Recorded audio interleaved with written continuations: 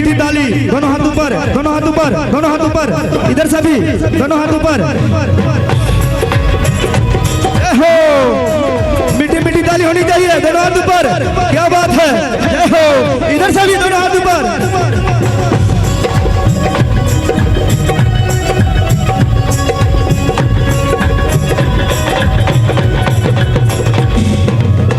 गैया के गोबारा ले यहाँ गंगा जलवा,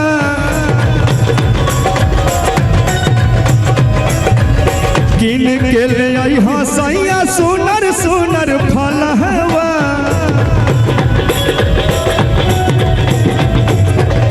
गैया के गोबारा ले यहाँ गंगा जलवा, किन के ले यहाँ सैया सुनर सुनर फलवा।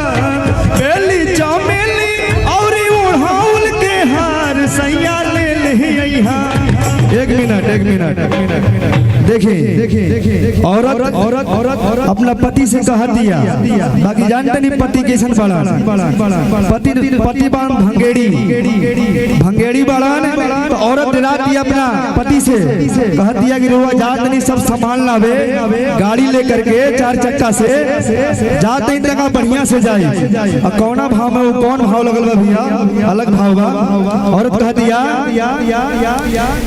और धीरे धीरे गाड़ी और लेके जाई हाँ हो मोर डराई पर सजनावा। कहा दिया औरत जैसे हमारे राजेश बाबू यहाँ के ड्राइवर हनी, यहाँ के 2 गाड़ी हो गई बात, 2 गाड़ी और माता रानी का रस की हो जाओ। यहाँ के पत्नी बानी यहाँ से कहा नहीं कैसे और गाड़ी लेके धीरे बाबू। 1 मिनट राजेश भाई है भाई जाओ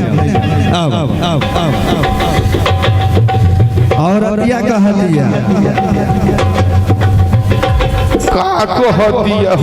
औरतिया कहा दिया यहाँ से गाड़ी लेके धीरे जाई हाँ हो मोर डराई बर सजनवा। और भांग पी के गाड़ी जन चलाई हाँ हो मोर